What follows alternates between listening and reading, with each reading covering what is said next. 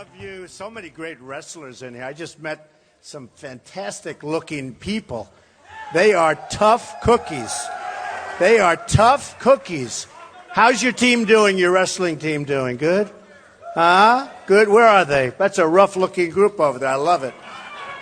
We need more of that stuff. So, you know what happens, right? You heard what happened. Iran took over 2 of our boats. They said they're going to release them. Oh, isn't that nice? They're going to release them. This isn't the same country. When I hear that, just happened. It literally just happened, and I think it's not so good. It's just an indication of where the hell we're going. I mean, hopefully they get released and fast, but it seems to be an indication of where we're going. That Iran deal is the dumbest deal I think I've ever seen. I don't think I've ever seen anything like that. So you got to go out, buy Time magazine. One of the few great stories. I mean, I love Time magazine. Can you believe it? So I was on about 3 times in the last couple of months. But this writer happens to be very talented. How Trump won. Now, you know, let's hope. Hey, let's hope, right? Because we're going to turn it around. We're going to make our country great again. It says now he just needs the votes. We have the people. And essentially, it's a story that talks about if the people that come to these rallies, and even this one, you know, I have to tell you. So the fire marshals, the people came, they said, Mr. Trump, we're putting them all over the place. But the floor, we don't want it to collapse. Don't get scared. So they have to keep that section of the floor, and they're sending away hundreds of people because they can't. Now, would you rather take a chance and let the floor collapse? Yes? All right, let them come in.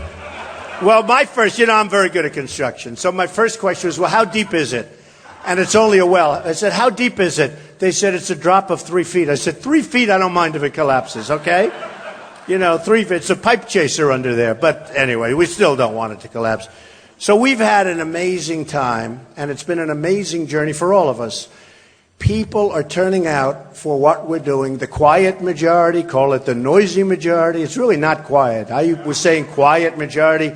And, you know, that's an old term that used to be used. But the truth is, this is a very, very upset, this is a very, very angry in many respects majority. We're talking about a majority. We have people in Dallas, we had 20,000 people. Mobile, Alabama, 35,000. Oklahoma, 20,000. Wherever I go in Iowa, you know the crowds are always packed. The only thing that holds us in is weak floors or walls that don't go out far enough. And, you know, here and in New Hampshire, we're doing incredibly well in New Hampshire, South Carolina, everywhere we go. We're going to be in Pensacola very soon. In Pensacola, we're going to have 20,000 people, at least. In fact, the problem is the place holds 15. That's always a problem, right? But we have 20,000 people already signed up, and it took about 3 days to do that.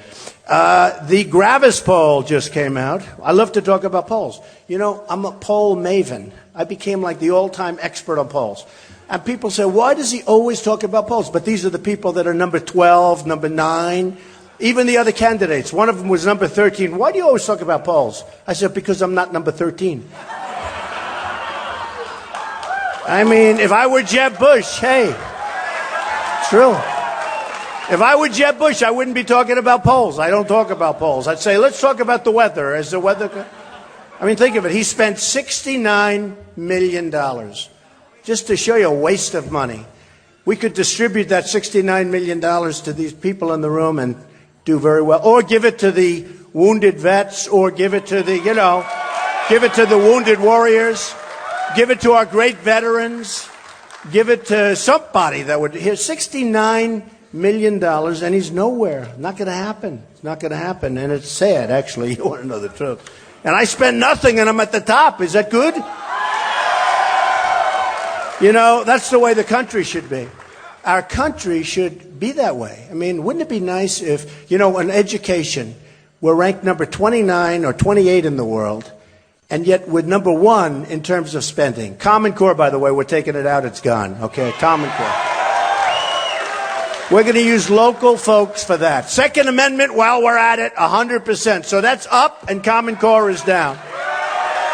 Second Amendment, oh, we're going to take care. We believe in the second. You know, if we had a couple of guns in Paris, if they had, or in Los Angeles, or in California, where they had the 14 people killed with these 2 radicalized horror shows, And if the bullets were firing in two directions instead of one, it would have been a whole different story, folks. Would have been a whole different story. It's terrible. Terrible. We got to get tough. We got to get smart. We got to get vigilant. We got to know who the hell is coming into our country. Okay? We got to get vigilant. And when people see other people doing bad things, like these two, they had pipe bombs all over the floor of their apartment. People saw those bombs. Nobody calls the police. Nobody tells. Nobody wants to talk. To me, those people are just as guilty as the people that did it. And we got to get smart, because a lot of people know what's going on.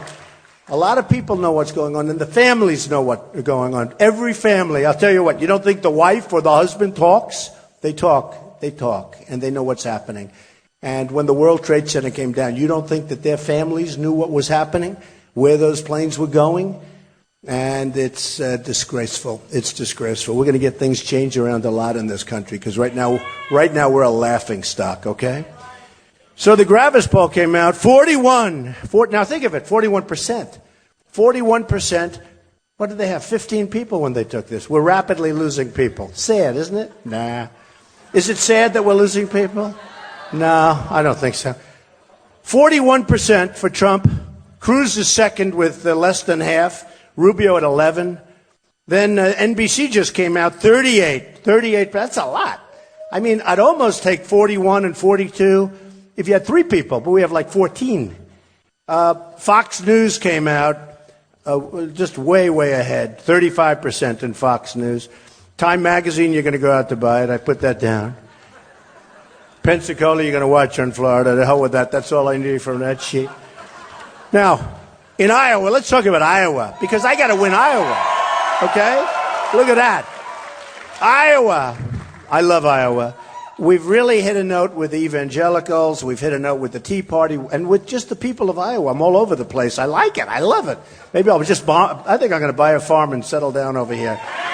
Right? No, I think I will. A medium-sized farm, because I don't know if I want to work that hard, right? But a nice farm. It's an incredible place. Iowa.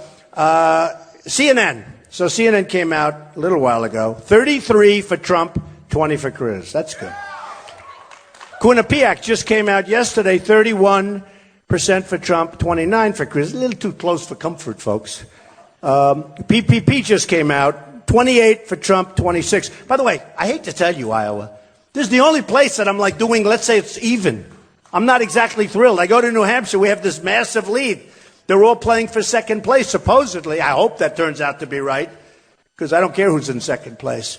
Then you go over to South Carolina next, and I have a massive lead. You know, like I'm at 39 and somebody's at 11, and you have some at 1 and 2. I think they have a long time. They ought to get out fast, because when you're at 39 and somebody else is at 1, actually we have 39 and somebody's at 0. I would say they're wasting their time. Don't we agree? I would say, by the way, the fire marshal, I want to thank all the people, because they're letting those people come back in, and that's great, instead of sending them home. That's really great. But this is a good wrestling arena. I guess that's what it is, right? Does Dan Gable, I'll tell you. Is Dan Gable a good man, by the way? Huh? I love Dan Gable. That guy was a serious wrestler. So with PPP, we're up. With Monmouth in New Hampshire, we're at 32-18. NBC just came out in New Hampshire, 30-14. That's what I like better, Iowa. Do you understand? That's New Hampshire. So come on, Iowa, will you get with it, please? I'm a little upset. I won't buy that farm here. I'll go someplace else. NBC News, Iowa, Trump 26, Cruz 24. It's too close. I don't like it. So we have to change it, okay? I cannot stand it. Here's something just came out. You know the nice thing about not using teleprompters? Like our president and half of these politicians, and the other half read their speeches. They go like this: ladies and gentlemen, thank you very much. And they're out of here in 15 minutes. I'll speak to you for like an hour, but we speak about current events. Like, as an example, the boats got captured. Now, maybe by the time we get out, we get them back, but maybe not, because the Iranians like to taunt us, because they don't have, like, respect for our leaders, right? But this just came out. Trump website traffic. 2.5 million views per month. Listen to this one. 1.6 billion requests. 1.6 billion. You know what that is? I didn't even know. I said, is that good or bad? I think it's good, right? The person that does this stuff, the professional that reviews this, he said it's like unheard of. So there's a lot of good stuff coming out, and it's sort of amazing. So with the polls, I want to win in Iowa. I want to really win. I don't want to come in second. I want to win in Iowa. Now, smart would be to say, I want to do well. That way, if I come in second, everyone's going to say, oh, he did well. I don't want to do that. I want to win, right? See? She's saying yes. So I want to win. Now, the press is going to say, oh, isn't that crazy? He said he wants to win. I think we're going to win. I think a lot of people are going to come out that, haven't been caucusing before and haven't done it before. And I think a lot of people are going to come out. The theory is that they'll wait for 5 hours in a line. Hello, darling. Look at you.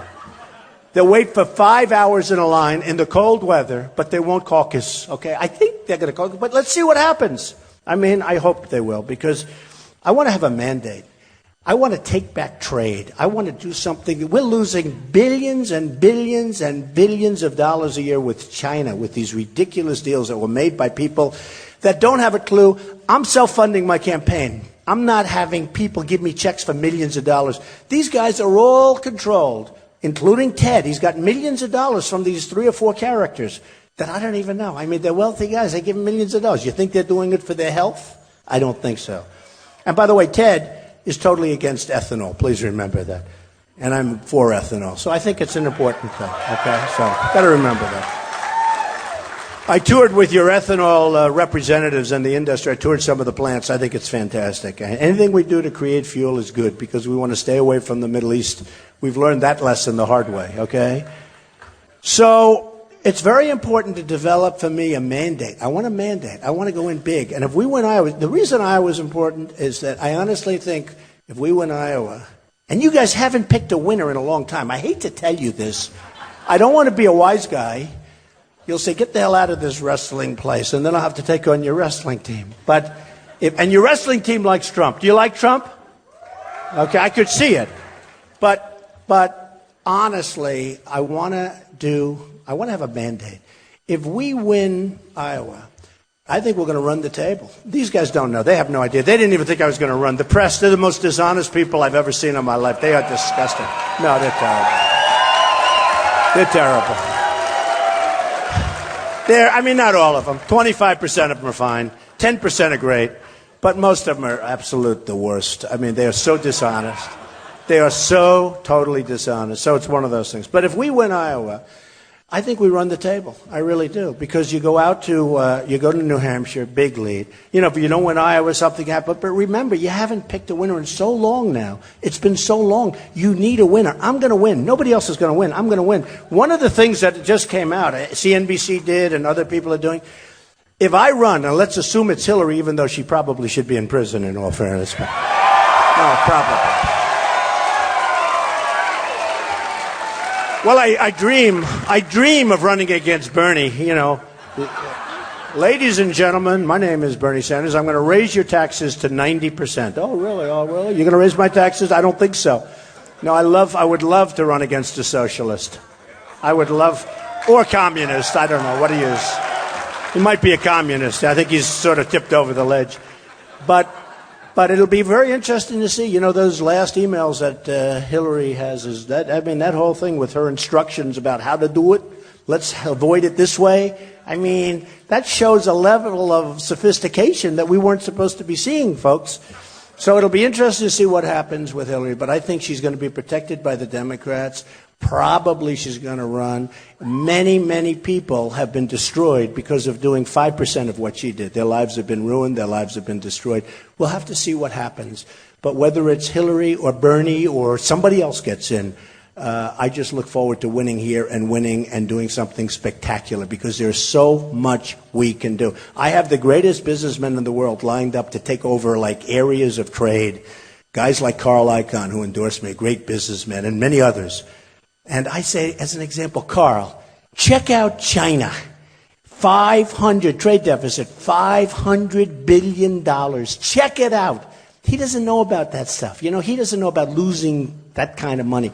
We rebuilt China. China has been one of the greatest thefts in the history of the world, what they've done to our country. Now, with that being said, I love China. I love the people of China. Their leaders are just too smart for our leaders. Our leaders are dummies. They don't know what the hell they're doing.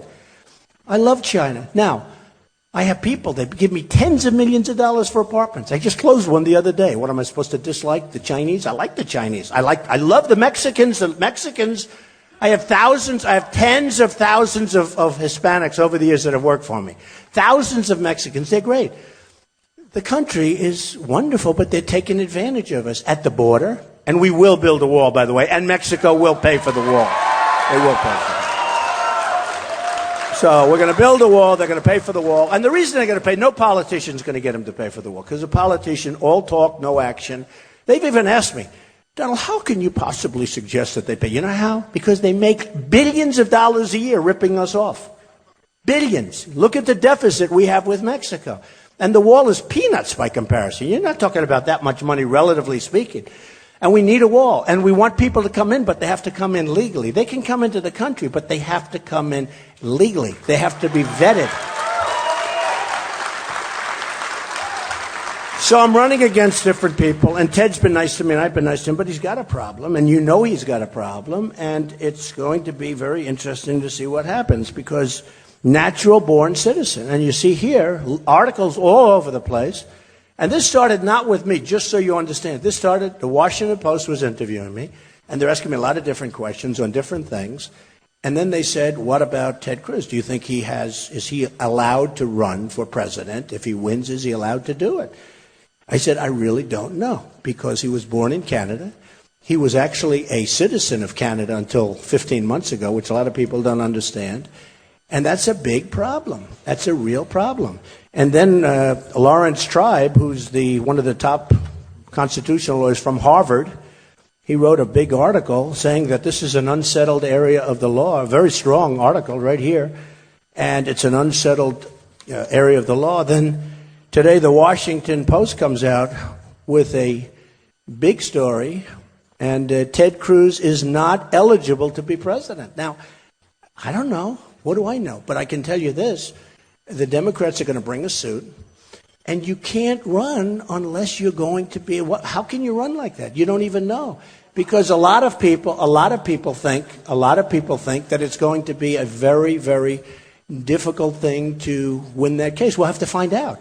And I'm doing it for the party. I'm doing it for the Ted. You go in, you ask for declaratory judgment, and you ask the court for a ruling, and then you can run. But you have to be careful. It would be terrible if you go down all the way down the line, then you find out because of the fact that you were born in Canada.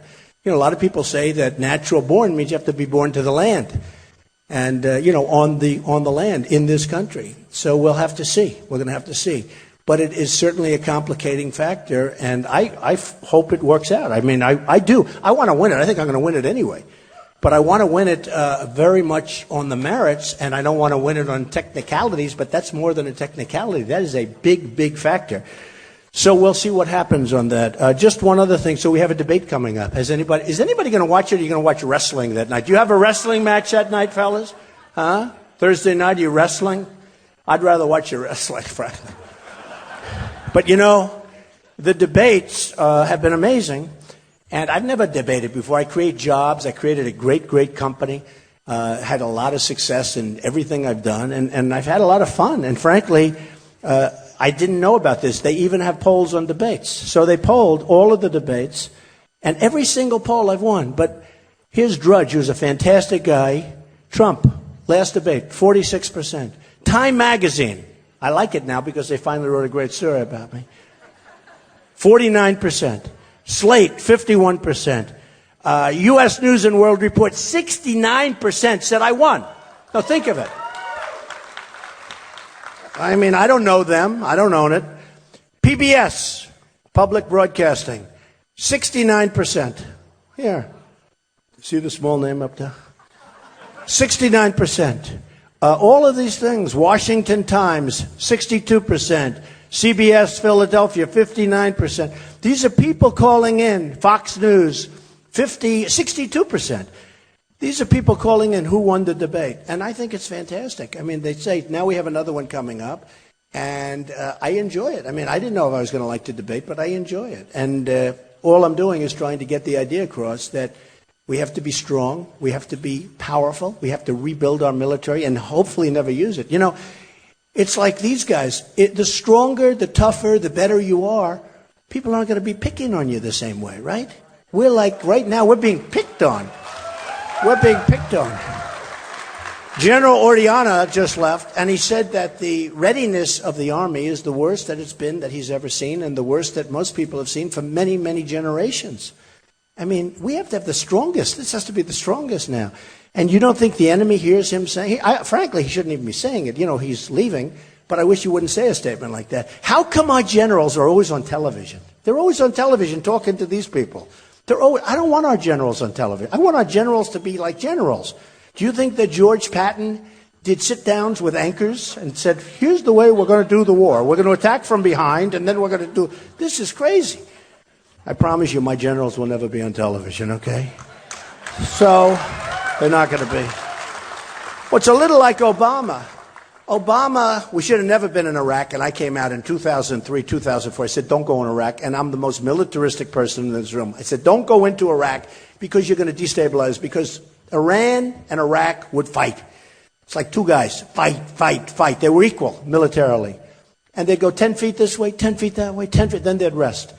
Then Saddam Hussein would drop some gas, and everybody would complain, and they'd fight, and they'd go back and forth, and they'd go back. After years, they'd take 2 years of rest. Then they start fighting again. What the hell are we doing?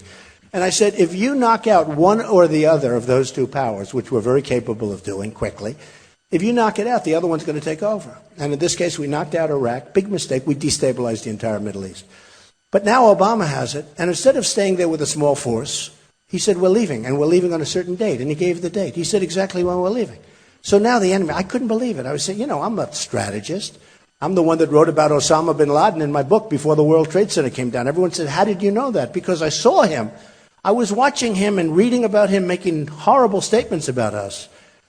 And I said to myself, I hope we're going to take this guy out. We didn't take him out. And actually, Bill Clinton had their sights on him, and for some reason, they didn't pull the trigger. If they pulled the trigger, you'd probably have the World Trade Center the way it used to be. Okay? And by the way, most importantly, with all the thousands of lives that have been lost and affected so gravely. So we have to be smart. And here's what I just read. And I read this, and I somehow related it, and it was sort of an amazing thing, and I'm going to read it to you. Al Wilson, the late great. Does anyone know Al Wilson? Singer. He wrote this little thing about the snake, right? The snake. So we have a little situation that could be a Trojan horse. You looked at what's happening in Germany, in Cologne. Cologne never had a problem. Cologne, Germany. Okay?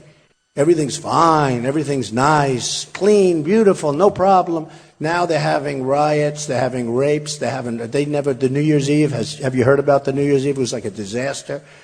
And the German people are going to riot. The German people are going to end up overthrowing this woman. I don't know what the hell she's thinking. But they have millions of people pouring into Germany, and now they're not stopping them. Now I guess they're going to have to stop them because the German people aren't going to put up. And we want to have, our leaders want to have, I don't think you want to have, people coming in from the migration from Syria. And when you look at that migration, it's very unusual. When I look at it, I see so many men, and they're young. They look like they should be on the wrestling team. And they're young, and they're strong.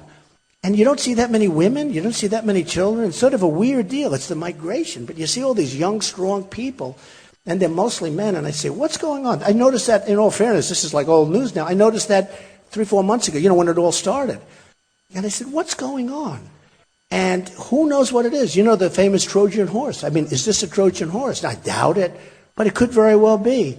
And they don't have paperwork. They have no documentation whatsoever. They have no documentation. And then we're bringing them into this country. We don't know who they are. And you look at what happens in California, and you look at some of the things that happen, including, by the way, flying airplanes into the World Trade Center. Why are we doing this? Build a safe zone in Syria. Get the Gulf states who have a tremendous amount of money. I mean, Saudi Arabia was making $1 billion a day before the oil went down. So now they're making half, okay? They're making a lot. Get them to pay. They're not paying. The other ones aren't paying. We're paying. We always pay. We're the sucker. We're the sucker. We're like the stupid sucker. And we're not going to pay anymore for all this stuff. And anybody that comes in, if I win, they're going back out. We're going to do it humanely and everything, but they're going back out. We don't know where they are. We don't know who they are, where they come from. And we've already had some. You saw the couple that came in from Iraq, where they were already planning different things. One in California, one in Houston, I believe. and they're planning things. No, we don't need it. We got enough problems, folks. We got enough problems. We got enough problems. So I read this the other day, and I said, wow, that's really amazing. That's really incredible. And it's the snake lyric.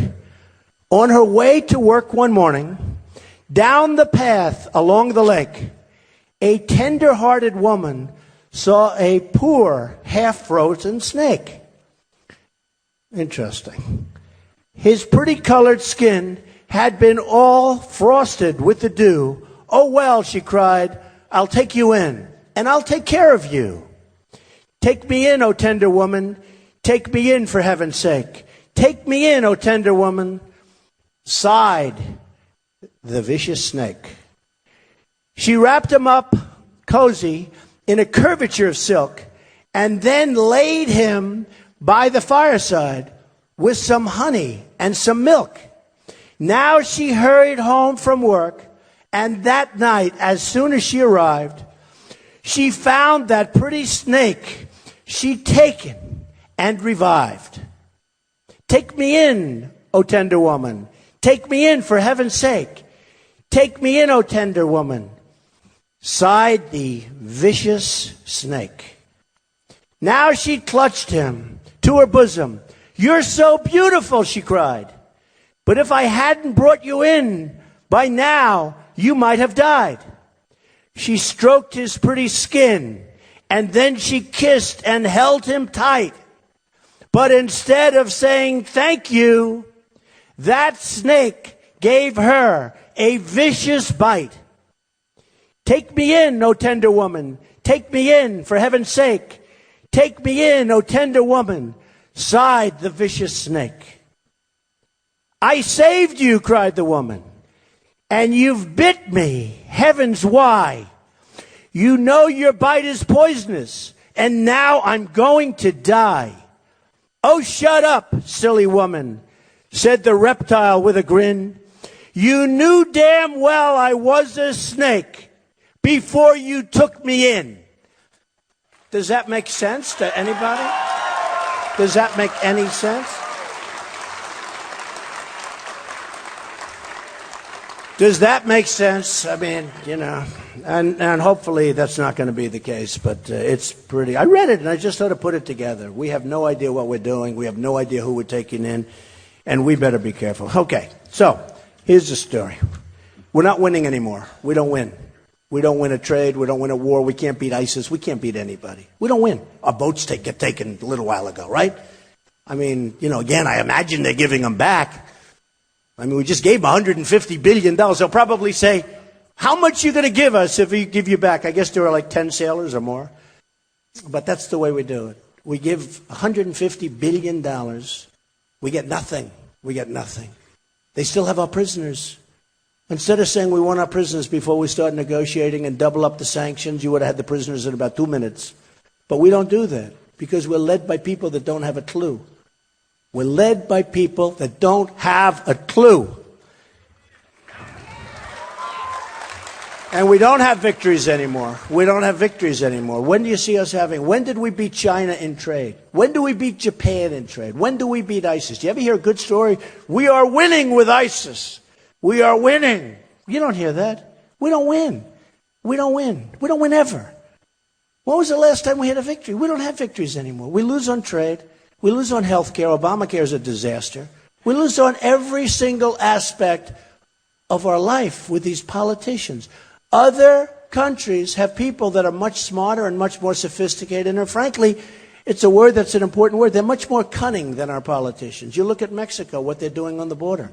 And you don't think they're sending people over? What do we have to take care of them for? Let the stupid United States. They call us stupid. Okay? Kate gets killed, shot in the back in San Francisco. Man was over here 5 times. Who do you think sent him back? Do you think he just kept coming back for his health? He came back. Probably they didn't want him. I don't know. Maybe not. Maybe. But what do they want to have him in jail for the rest of his life for and take care of him? We'll send him to the United States. Jamil, this wonderful young man, the father's a friend of mine. Jamil Shaw. Just an amazing guy. The father's an amazing guy. His son shot in the face as he's walking into his house. Loved his father, and father loved, and the family loved this kid beyond. They can never ever come back from that. Just vicious. shot right in the face. Purposely. Stood there. Boom, boom, boom. 3 bullets.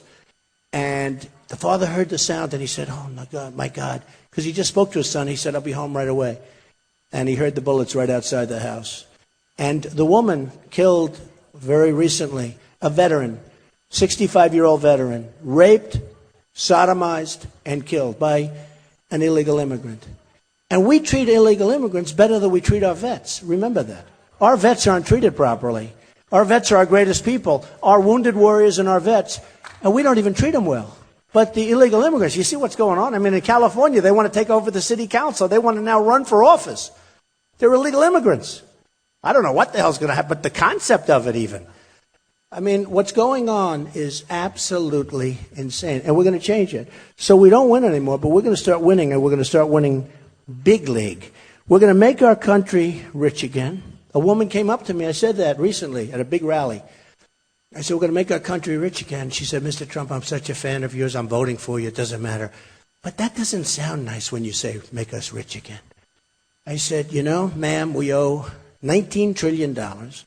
We just made one of the dumbest budget deals that I've ever seen. I don't even know. Do the Republicans have anybody negotiating? Okay, you know what I'm talking about 2 weeks ago. I mean, Obama got everything. You know, Obama's a lousy negotiator, except when it comes to negotiating with the Republicans, right? He's a good negotiator with the Republicans.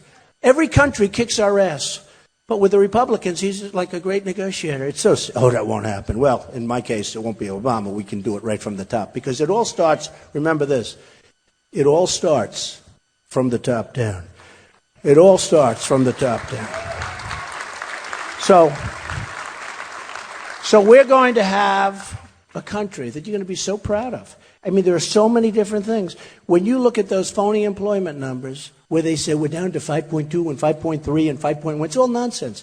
If you're looking for a job and you give up because you can't find one, statistically, you are considered employed. We have millions and millions of people out there that want jobs. The other thing about the recent numbers, phony numbers, that was developed, that system, for the benefit of politicians, to make them look better. Because it bears no relationship to the fact. Do you think I'd have these crowds, and do you think I'd have this kind of support and be getting 42 and 45 and 39 and all these high percentages against all of these people if things were good? And frankly, I wish things were good, because I love my life. I mean, I love my company. I love my family. I don't need to do this. This is a hard thing. You know, I'm going all over. I love Iowa, but, you know, I could be home watching something tonight, right? I won't be watching the speech, but these are minor details. Won't be watching the press. Actually, I probably will. No, I probably will. Probably will. You got to watch. You got to watch. You got to see what the hell's going on, because he doesn't know, so somebody has to.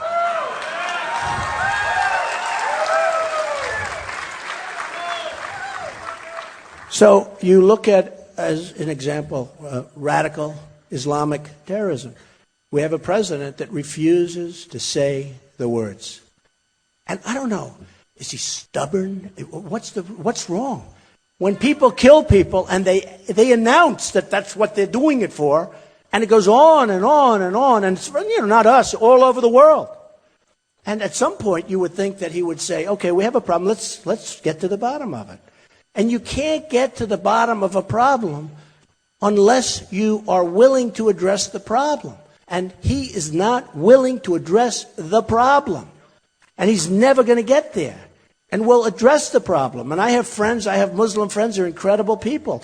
And I'll tell you what, a couple of them, very, very high level, very rich, very good people, even though they're rich, but very, very good people. And some that aren't rich. And they've said to me, you have done a tremendous service by doing this, because we do have a problem. There's tremendous hatred for whatever reason. I mean, when you see somebody willing to walk into a room and start shooting, now, of course, you know, they always walk into rooms where there are no guns. You ever notice that? Like the military base. They walk in gun-free zone on a military base. We have 5 great soldiers, one of whom is a world-class expert on marksmanship, one of the great shots, one of the great marksmen. They're told to put down their guns 100 yards away. It's a gun-free zone. Now, when a sicko hears gun-free zone, when these sick people hear gun, that's like candy. That's like, I want a piece of apple pie. They walk in. We have 5 unbelievable, brave, great soldiers that are dead now because they look for gun-free zones. So we have to be careful with that. We have to be careful. Now, these guys had the gun. Number one, they wouldn't have been there. He wouldn't have been there. Number two, if he was going to get blown away, which would have been fine. The other thing, I tell the press all the time, I mean, they make people like, they make them like, they glamorize it. They call this thug in Paris the mastermind. Did you hear them all saying, the mastermind? What's the mastermind? He's a guy with a very low IQ, I guarantee. I call him the guy with the dirty hat because he had this horrible, disgusting, filthy hat on. And I said to the press, and they don't use the term anymore. I think if I did one thing, they're not using it because our children are being radicalized in many cases by ISIS and others. They're using the internet better than us, and we're the ones that invented it. And they're they're taking kids and they're going and they're fighting for ISIS, and then we allow people back. How about this? They go, they fight for ISIS, and then we let them come back. And somebody said, well, there's no law that allows us to keep them. Are you crazy? Are you crazy? So they fight for ISIS. Someday they won't go. They'll just fight here. They don't want to go. Why should they go over to Syria? Why should they go over to Iraq and fight when they can stay right here and fight? So why do we allow people? We know they're ISIS, and they come right in, and we let them come back. It's insane. So I just want to tell you that it's a special place. I love Iowa. We're going to do so great. We're going to win, and we're going to start winning. We're going to win so much that you people are going to get sick and tired of winning. You are going to say, please, I can't take it anymore. I can't take it anymore. No. We're going to win with the military, and we're going to win with health care, and we're going to win against all these countries that have been ripping us off for years. We're going to win with trade. We're going to have the smartest people. Right now we have political hacks. They're political hacks. They're nothing. I know a lot of these guys, they can't find their way through their own front door. They're political hacks. And they get the jobs because they gave campaign contributions to these politicians that I'm running against, including, and I'm talking on both sides. So we're going to start winning. It's going to be a beautiful thing to see. We're going to make America great again. You're going to be so proud of this country, and you're going to be so proud of your president. And I love you. I love you all. I want to thank you. I love you all. Thank you. Thank you very much. Thank you. You didn't frankly have the balls to put country before party.